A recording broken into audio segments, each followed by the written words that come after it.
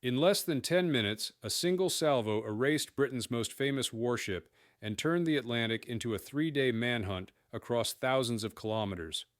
What followed was not a battle, but a convergence of radar, aircraft, fuel limits, and raw mathematics of survival. The question was no longer who was stronger, but whether escape was even physically possible.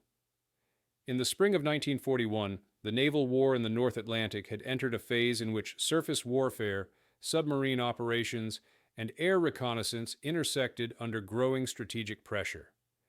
Great Britain remained dependent on maritime imports for food, fuel, and raw materials. In 1940 alone, Britain imported over 37 million tons of cargo by sea. German naval strategy focused on disrupting this logistical lifeline through a combination of U-boat warfare and surface raiders. While submarines accounted for the majority of sinkings, German naval leadership still regarded large surface units as tools capable of forcing the Royal Navy to disperse its strength across vast distances. Germany's capital ship fleet had suffered significant losses by early 1941. The battleship Admiral Graf Spee had been scuttled in December 1939 after the Battle of the River Plate. The cruiser Blücher was sunk during the Norwegian campaign in April 1940. Scharnhorst and Gneisenau were damaged repeatedly during Atlantic operations and required prolonged repairs. By May 1941, Germany possessed 2 new battleships of the Bismarck class. Tirpitz was still completing sea trials, leaving Bismarck as the only fully operational modern battleship available for immediate deployment. Bismarck displaced approximately 50,900 tons at full load and carried 8 380mm Remain guns. Its designed maximum speed was 30.5 knots. Prinz Eugen, the heavy cruiser assigned to accompany it, displaced around 19,000 tons and carried 8 203mm guns. Together, they formed the core of Operation Rheinübung, a planned breakout into the Atlantic intended to attack British convoys and divert Royal Navy forces away from other theaters. On the British side, the Royal Navy retained numerical superiority in capital ships but faced global commitments. In May 1941, Britain maintained 15 battleships and battlecruisers worldwide, yet many were deployed in the Mediterranean, Indian Ocean, and Far East. The home fleet at Scapa Flow remained responsible for protecting Atlantic trade routes and guarding against German surface breakthroughs. British naval strategy emphasized interception before German ships could reach open convoy routes. Public pressure and institutional memory also shaped British priorities. The loss of Hood at Jutland in 1916 had made it a central symbol of British naval power. Germany was preparing for the invasion of the Soviet Union, scheduled for late June 1941. Until that point, Britain remained Germany's only active great power opponent. German leadership hoped that renewed pressure on Atlantic supply lines could weaken British resistance before the Eastern Campaign began. Conversely, British leadership understood that allowing Bismarck into the Atlantic risked increased convoy losses at a moment when Britain's shipping reserves were already strained. Fuel and logistics further constrained operations. German surface ships depended on a limited network of supply vessels operating under radio silence across the Atlantic. British naval forces, by contrast, relied on established bases in Iceland, Northern Ireland, and Scapa Flow. Control of the Denmark Strait between Greenland and Iceland represented the most direct route for German surface ships entering the Atlantic from Norwegian waters. By 22 May 1941, Bismarck and Prince Eugen had left their Norwegian anchorage and headed northward. British cruisers were already positioned to monitor the Denmark Strait. The convergence of strategic necessity, symbolic importance, and limited intelligence windows placed both navies on a collision course. The confrontation that followed would last only minutes in direct combat, but its consequences would extend across the entire Atlantic War. In the early hours of 22 May 1941, Bismarck and Prince Eugen departed the Grimstad Fjord near Bergen and resumed their northward advance toward the Arctic Circle. Their immediate objective was to break through the Denmark Strait into the open North Atlantic without engaging superior British forces. Vice Admiral Gunther Lutyens commanded the operation aboard Bismarck, while Captain Ernst Lindemann retained tactical control of the battleship. Prinz Eugen was commanded by Captain Helmuth Brinkmann. At the time of departure, Bismarck carried approximately 7,700 tons of fuel, enough for extended Atlantic operations if uninterrupted refueling could be achieved. British Naval Command at Scapa Flow had already reacted to the confirmed German presence in Norway. Admiral John Tovey, Commander-in-Chief of the Home Fleet, ordered multiple interception groups to sea. The initial deployment included the heavy cruisers Suffolk and Norfolk to patrol the Denmark Strait, the battlecruiser Hood, and the newly commissioned battleship Prince of Wales. Hood was assigned as the flagship of Vice Admiral Lancelot Holland, who was given direct responsibility for intercepting the German force. On the evening of 22nd May, Bismarck and Prinz Eugen entered the northern patrol zones under poor visibility and heavy cloud cover. Sea state remained moderate, with wave heights between 2 and 3 meters. Lutyens maintained strict radio silence, aware that British direction finding could quickly narrow his position if transmissions were intercepted. German lookouts were posted continuously as the task force approached the patrol areas west of Iceland. At 1922, on 23 May 1941, the British cruiser Suffolk detected Bismarck and Prinz Eugen on radar at a range of approximately 12 nautical miles. This was the first confirmed electronic contact between the opposing forces. Suffolk immediately transmitted the contact report to the home fleet. Norfolk attempted to close for visual confirmation, but came under fire from Bismarck shortly after 1930 at a range exceeding 20 kilometers. 5 salvos were fired. No direct hits were recorded, but splinter damage was sustained aboard Norfolk. Both British cruisers withdrew to shadow at a safe distance. Throughout the night of 23 to 24 May, Suffolk maintained continuous radar contact. Despite repeated German maneuvers intended to shed pursuit, the shadowing distance fluctuated between 10 and 15 kilometers. German gunners fired intermittently at radar contacts, but darkness and poor visibility prevented effective counteraction.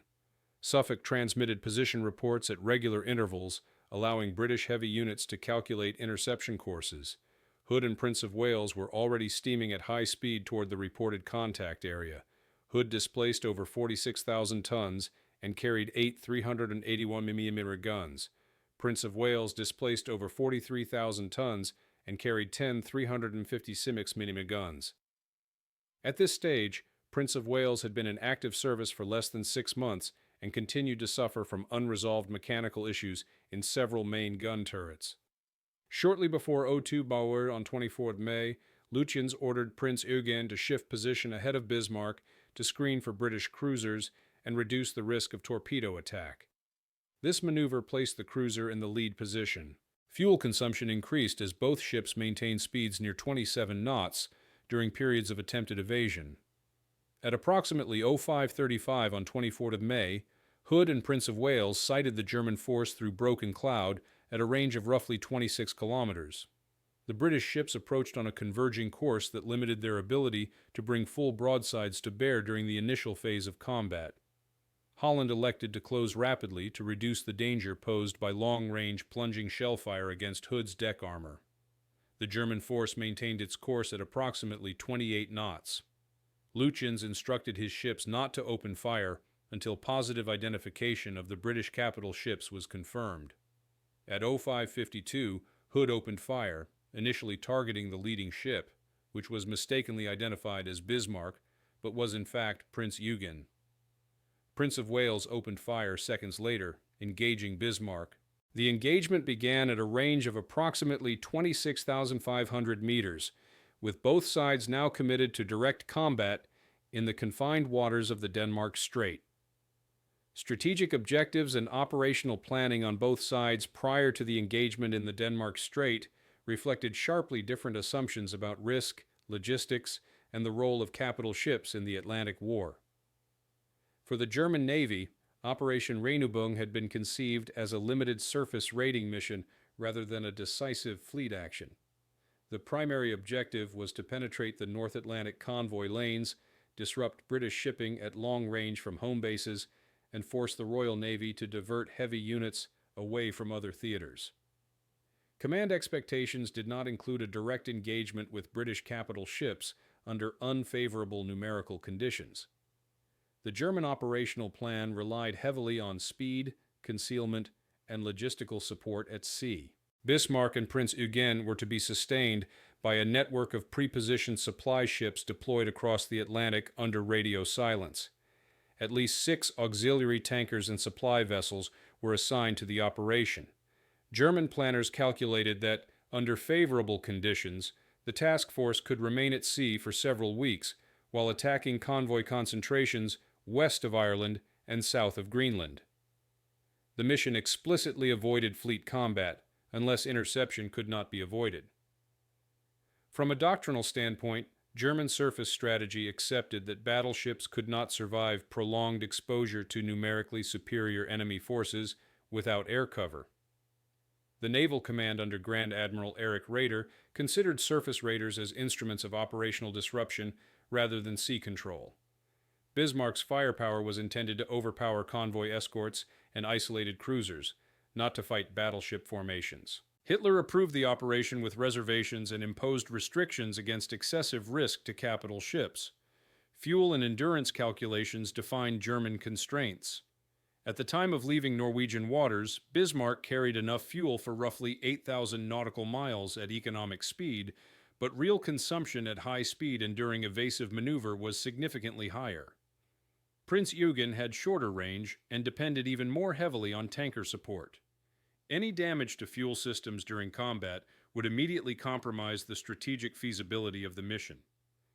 British strategic planning approached the situation from the opposite perspective.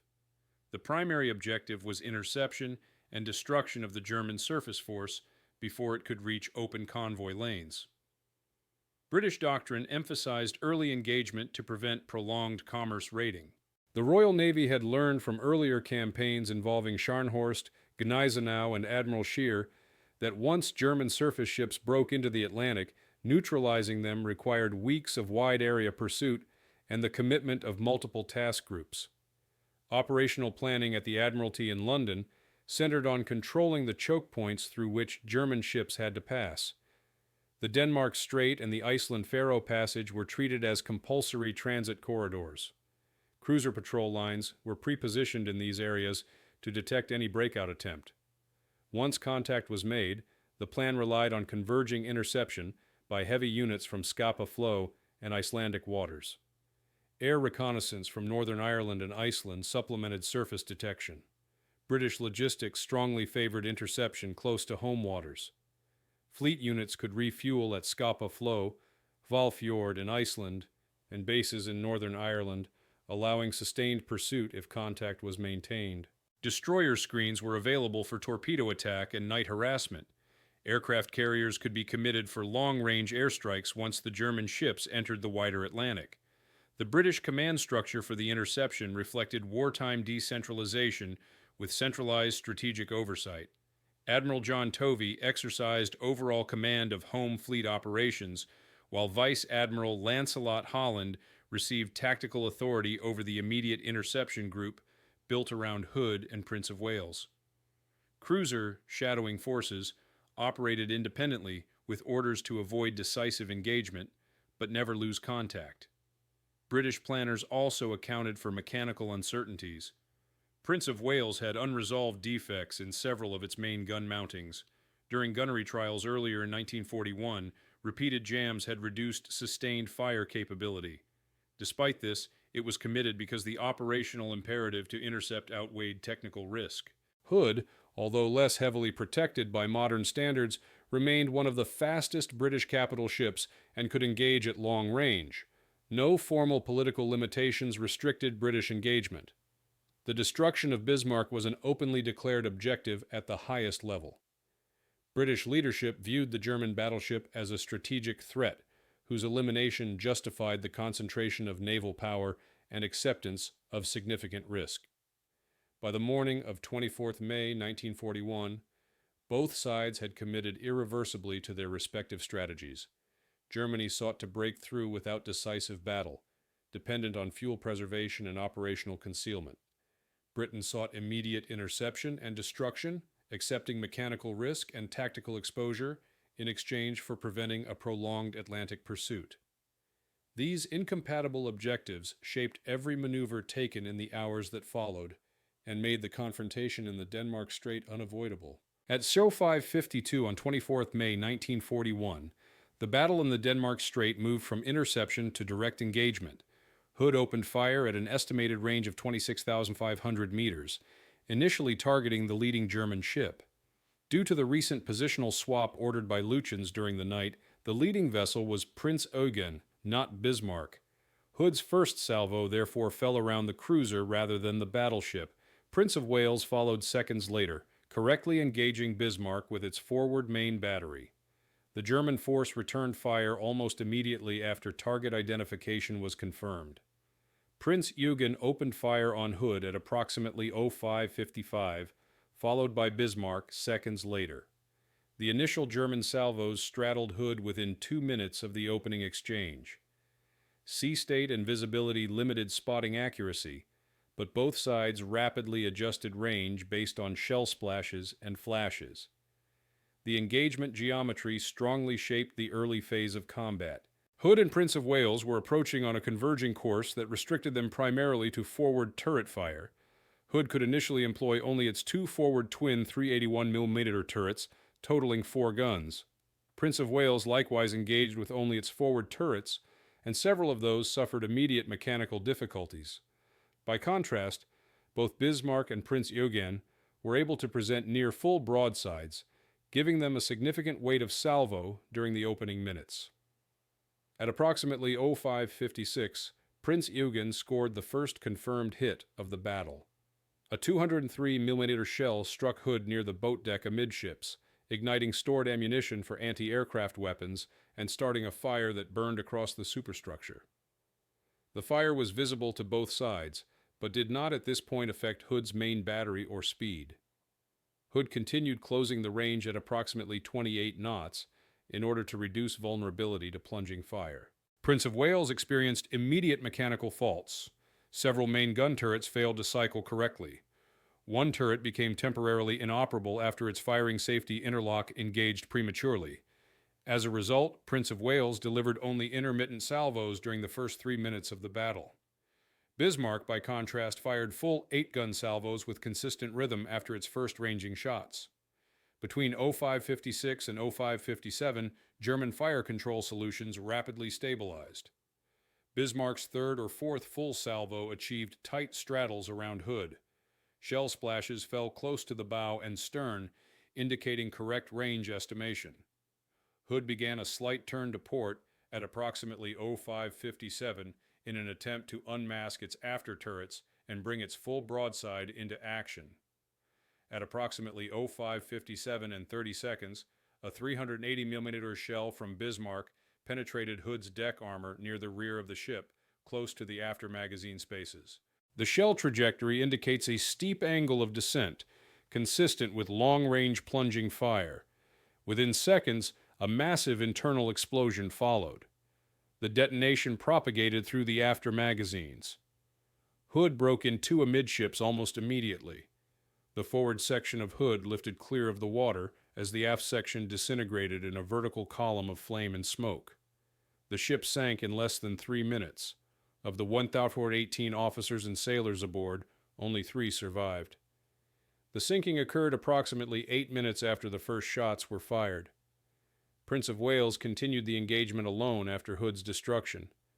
At this point, the range had closed to approximately 15,000 to 17,000 meters. Prince of Wales maintained fire despite ongoing mechanical failures. During the next 5 minutes, it scored at least 3 confirmed hits on Bismarck. 1 shell penetrated the forward fuel tanks, rupturing internal compartments and causing a significant fuel oil leak. Another struck near a boiler room, reducing maximum available speed. A third hit damaged structural elements above the armored belt. German return fire concentrated on Prince of Wales. Between 06er and 0602, at least 7 heavy and medium caliber shells struck the British battleship. One 380mm shell passed through the bridge area without detonating fully, killing several personnel and disabling command positions. Several 203 shells from Prince Eugen struck secondary armament positions and damaged fire control equipment. Flooding developed forward, and shock damage further disrupted electrical systems.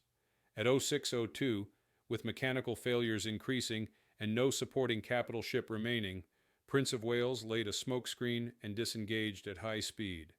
The German ships did not pursue immediately. Lütjens ordered Bismarck to maintain course and speed while assessing damage. Prince Eugen maintained screening position ahead. The direct gun engagement in the Denmark Strait had lasted less than 10 minutes. Within that time, Britain had lost one battlecruiser with 1,415 fatalities, and Germany had suffered critical damage to its only modern operational battleship. The battle had not resolved the strategic problem for either side, but transformed the situation from an attempted interception into a high-stakes pursuit across the North Atlantic.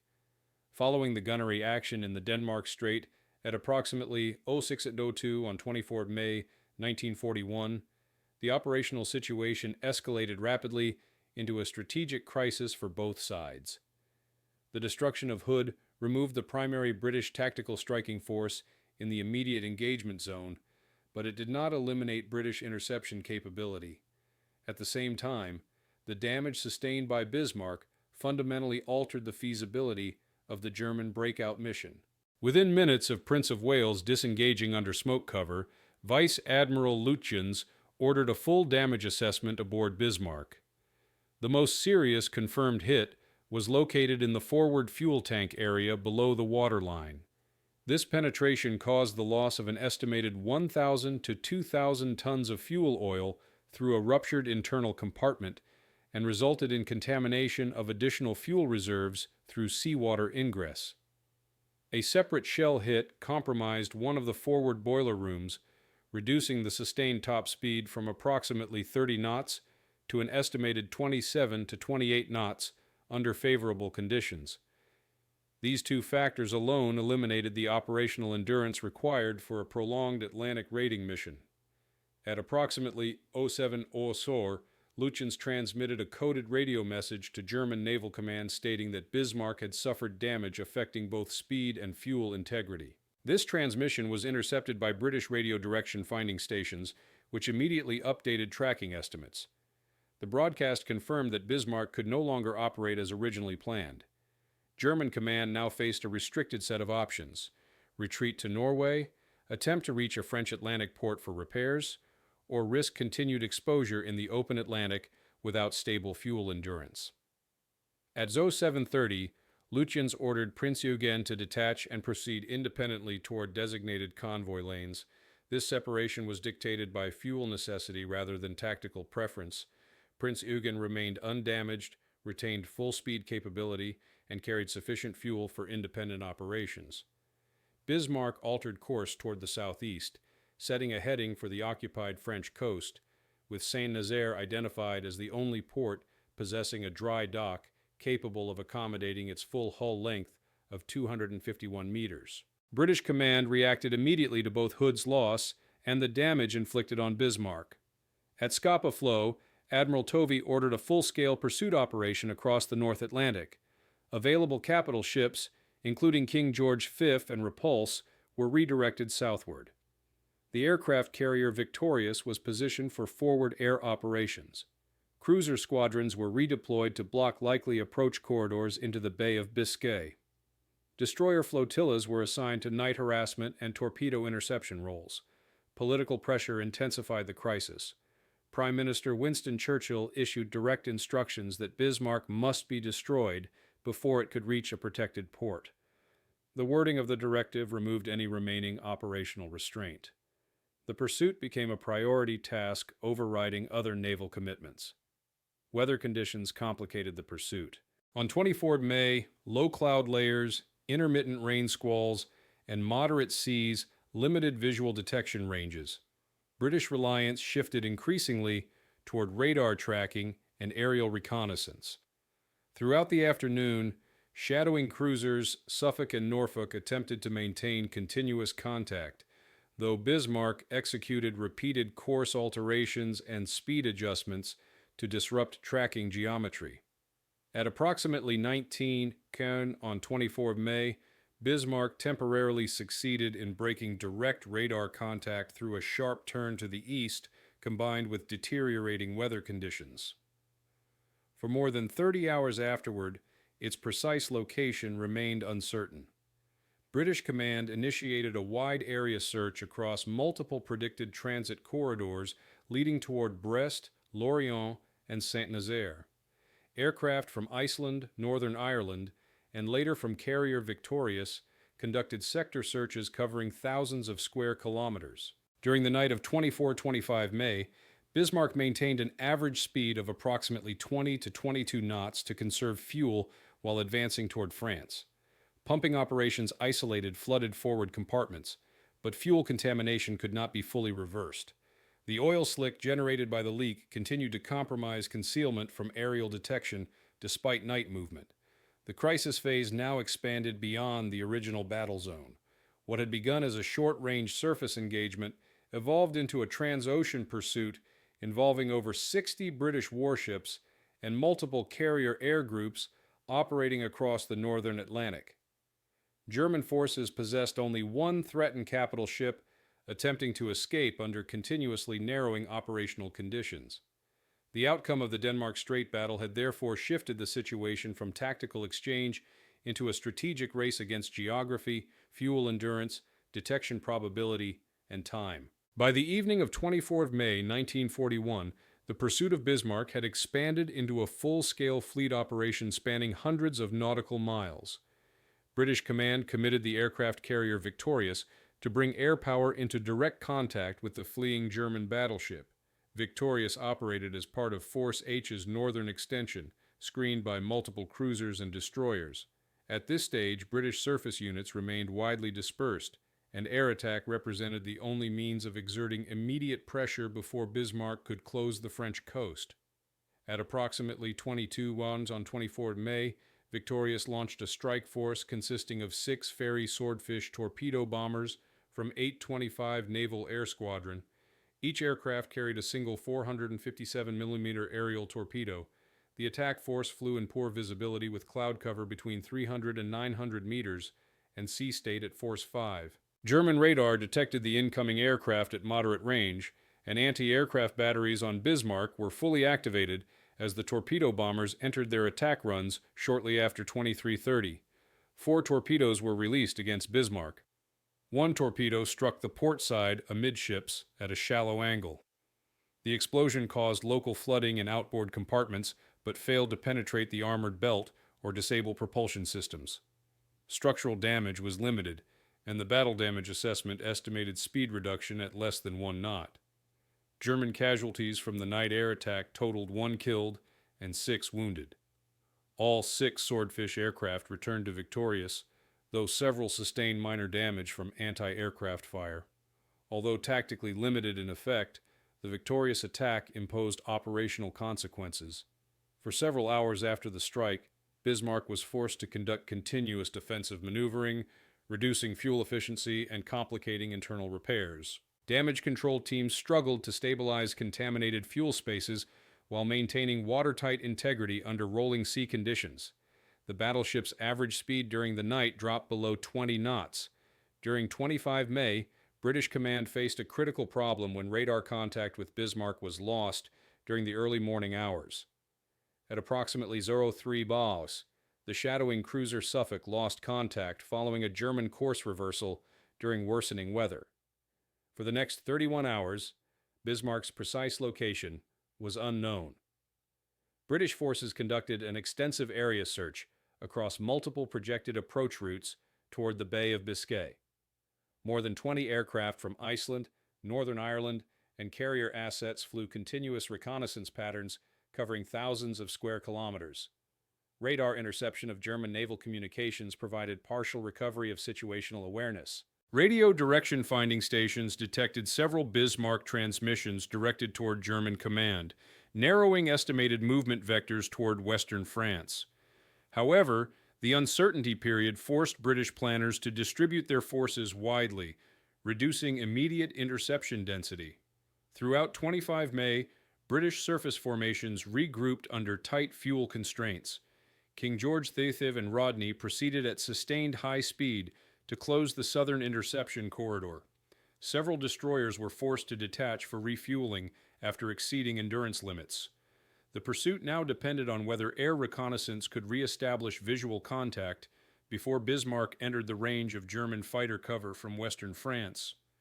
German command monitored the situation with increasing urgency. Bismarck's fuel loss remained unresolved. Internal calculations now placed maximum remaining endurance at less than 3 days under sustained cruising speed. Any further damage to propulsion or steering would eliminate the possibility of reaching a French port under own power. By the late afternoon of 25th of May, British air search patterns shifted southward. At 1810, a consolidated PBY Catalina flying boat from RAF Coastal Command achieved visual contact with Bismarck approximately 700 nautical miles west of Brest. The aircraft transmitted immediate position reports before being driven off by anti-aircraft fire. The sighting repositioned British forces decisively for the final interception phase. Force H, consisting of the aircraft carrier Ark Royal, the battlecruiser Renown, and the cruiser Sheffield, was now the closest major British formation to Bismarck. Ark Royal immediately prepared full-scale torpedo strike operations. Weather conditions improved moderately on 26 May, restoring favorable launch and recovery conditions for carrier aircraft. By nightfall on 26 May, Bismarck's operational margin had narrowed critically. British heavy units converged from multiple directions. Carrier aircraft were preparing the next strike. Surface interception geometry was closing from the northwest and west. German air cover would only become available if Bismarck reached within approximately 300 kilometers of the French coast. The campaign had now reached its maximum concentration of force, with decisive engagement imminent under conditions shaped by fuel depletion, detection probability, and the accelerating convergence of Allied naval power. During the evening of 26th of May 1941, German resistance shifted from strategic maneuver to immediate survival as Bismarck faced converging British forces under continuous aerial threat. With fuel reserves critically reduced and structural damage unresolved, the battleship's ability to evade now depended almost entirely on tactical maneuvering and defensive adaptation rather than speed or concealment. At approximately 14:50 on 26th of May, aircraft from Ark Royal conducted the first torpedo strike attempt after the Catalina sighting. Due to faulty identification reports, the British cruiser Sheffield, which had been ordered to shadow Bismarck, was mistakenly identified as the enemy. 11 Swordfish torpedo bombers attacked Sheffield, but all torpedoes either missed or failed to detonate. Sheffield suffered no damage. The attack failure forced immediate changes in British targeting protocols and resulted in the replacement of magnetic detonators with contact fuses for subsequent strikes. A second, correctly directed torpedo attack was launched at 1910 on 26th of May. 15 Swordfish aircraft approached Bismarck from multiple bearings in worsening weather conditions. Visibility was limited by low cloud and heavy sea spray. German anti-aircraft batteries engaged continuously from ranges under 3,000 meters. The slow speed of the Swordfish, approximately 140 kilometers per hour during approach, complicated fire control solutions for Bismarck's gunners. Between 2047 and 2115, at least 8 torpedoes were released. 2 achieved confirmed hits.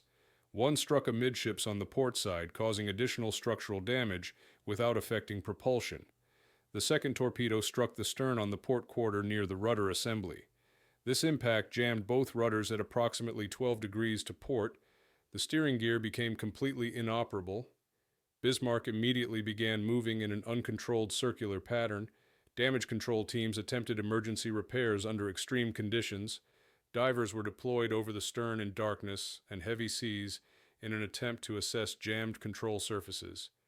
Access to the steering compartment was blocked by flooding, and repeated internal attempts to realign the rudders using auxiliary power failed. Within 2 hours, German engineers reported that steering control could not be restored. With propulsion still functional but directional control lost, Bismarck could maintain forward motion only by differential thrust from its propellers. This method proved insufficient to stabilize course. The ship's average speed dropped below 8 knots, and its heading varied continuously within a broad arc. The battleship could no longer alter course to evade approaching surface forces or move effectively toward the French coast. German command immediately recognized the tactical finality of the situation. At 21:40, Lutyens transmitted a final operational signal reporting loss of steering control and the impossibility of reaching port. This transmission was intercepted by British radio direction finding stations, allowing confirmation that Bismarck had been immobilized.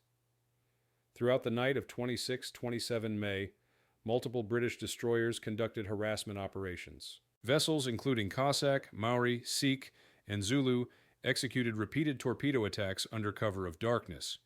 Several torpedoes were fired, but none scored confirmed hits due to evasive maneuver limitations imposed by Bismarck's circular movement and heavy defensive fire. German gunners expended large portions of remaining anti-aircraft and secondary ammunition during these engagements. Psychological pressure intensified aboard the German ship. Crew fatigue had accumulated from continuous action since the Denmark-Strait engagement 2 days earlier. Hundreds of personnel had now been awake for over 48 hours under combat conditions. Damage control teams operated continuously in flooded compartments amid oil fumes and unstable electrical power. Medical facilities were already overstretched from earlier casualties. British heavy units closed throughout the night. King George V and Rodney approached from the northwest. Dorsetshire followed from the southwest. By early morning of 27th of May, the surface interception geometry was complete. Radar contact was established shortly after 08.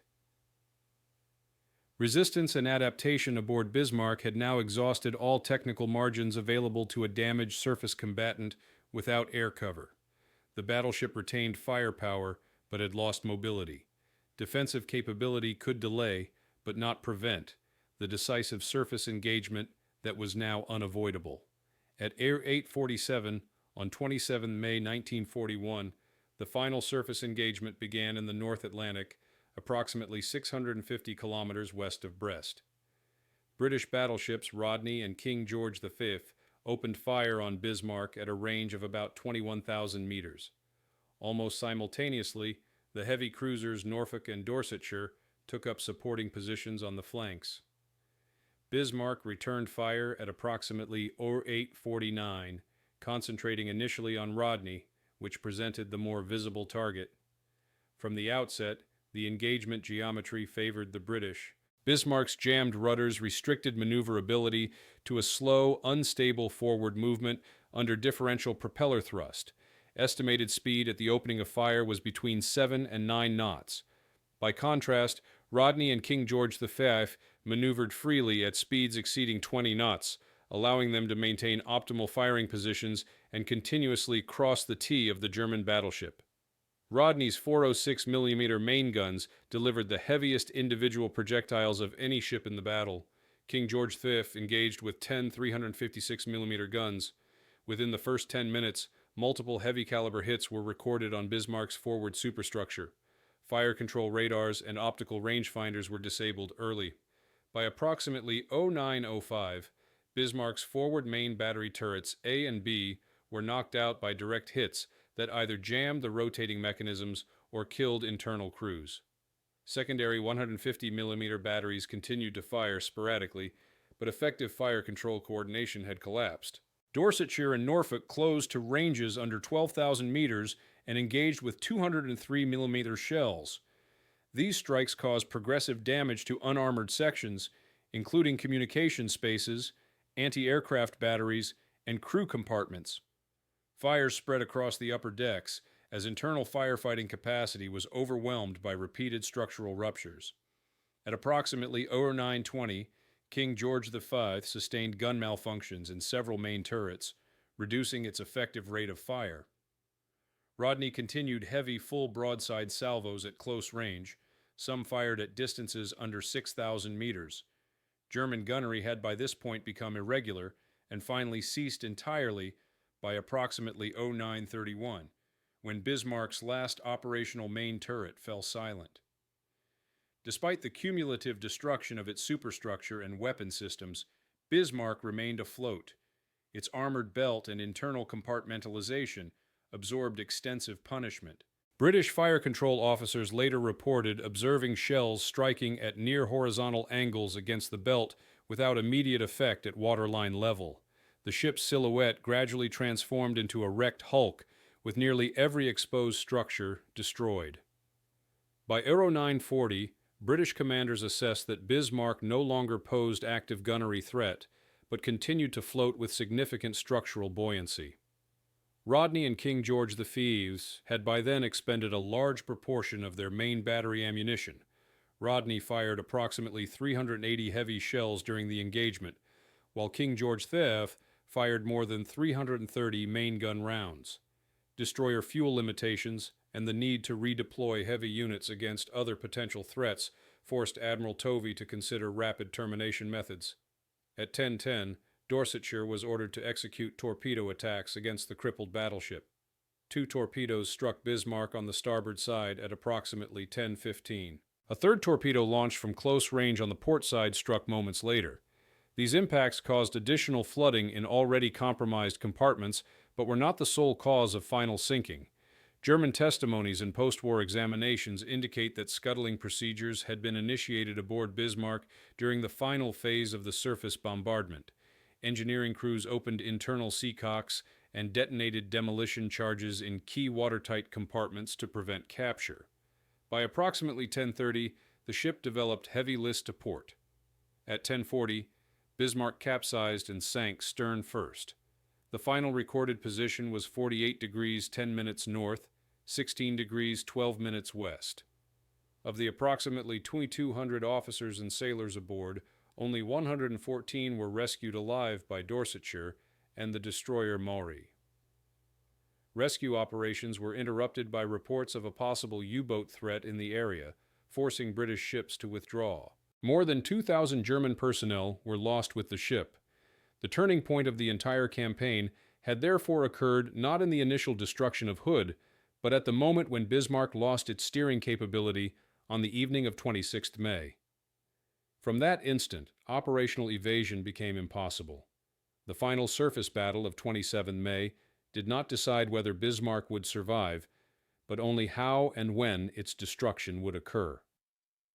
The sinking of Bismarck at 10:40 on 27 May 1941 marked the operational end of the surface phase of Operation Rheinübung, but it did not immediately conclude naval operations connected to the campaign. British forces remained deployed across large sections of the North Atlantic for several days to counter any potential follow-on operations by German surface ships or submarines operating in the same theater. Following the battle, British rescue efforts were limited by tactical conditions. Dorsetshire and the destroyer Maori retrieved 114 survivors from the water. Rescue operations were terminated when sonar contacts suggested the possible presence of German U-boats in the area. This decision left more than 2,000 German sailors lost at sea. No further rescue operations were attempted once British ships cleared the area. Prince Eugen, which had separated from Bismarck on 24 May, continued its independent mission in the Atlantic. Between 27 May and 1 June 1941, it operated west of Ireland and Greenland, but failed to achieve significant results against Allied shipping. Fuel limitations and lack of reliable tanker rendezvous forced the cruiser to terminate its mission. On 1 June, Prince Eugen entered the port of Brest without having engaged in combat with Allied surface forces. Its presence in France immediately placed it under sustained RAF bombing pressure. German Naval Command assessed the operational outcome as a total loss. The destruction of Bismarck eliminated Germany's only fully operational modern battleship available for Atlantic deployment.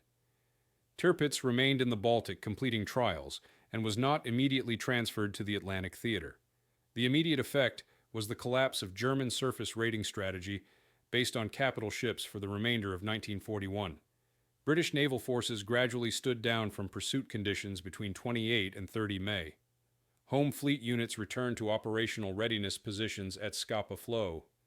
Several battleships and cruisers required ammunition replenishment after expending large portions of their main battery stockpiles. King George V and Rodney both entered resupply and short maintenance cycles following the engagement. Several destroyers involved in the pursuit required emergency refueling after operating at extended high speeds for more than 3 consecutive days. The loss of Hood produced immediate institutional consequences within the Royal Navy. A formal investigation was launched to determine the vulnerability of British battlecruiser armor design to plunging fire. Technical evaluations confirmed that deck protection on Hood was insufficient against high-angle shell trajectories at engagement ranges above 20,000 meters. As a result, greater emphasis was placed on improving horizontal armor protection in later capital ship designs and modernization programs. Public response in Britain was significant but carefully managed. The sinking of Hood was announced with limited detail, while the destruction of Bismarck was presented as confirmation of British naval control of home waters. Morale impact was substantial on both sides. In Germany, the loss of Bismarck eliminated a symbol of naval power only days after it had achieved a high-profile victory. In Britain, the recovery of initiative following Hood's destruction was used to reinforce confidence in maritime security. At the operational level, Germany's withdrawal from surface capital ship operations in the Atlantic became effective doctrine after May 1941. No German battleship would again attempt an independent breakout into open Atlantic convoy lanes without direct air cover. Subsequent deployments of Tirpitz were restricted largely to Norwegian waters, where it operated in a fleet-in-being role rather than as an active commerce raider. The immediate tactical phase of the campaign therefore ended not with maneuver or negotiation, but with complete destruction of one combatant and dispersal of the remaining elements of the operation. The North Atlantic returned to a strategic balance, dominated by submarine warfare and convoy escort rather than by surface battleship engagement. The withdrawal phase was not a formal retreat by German forces, but the enforced termination of surface operations by the irreversible loss of the flagship unit around which the entire operation had been structured.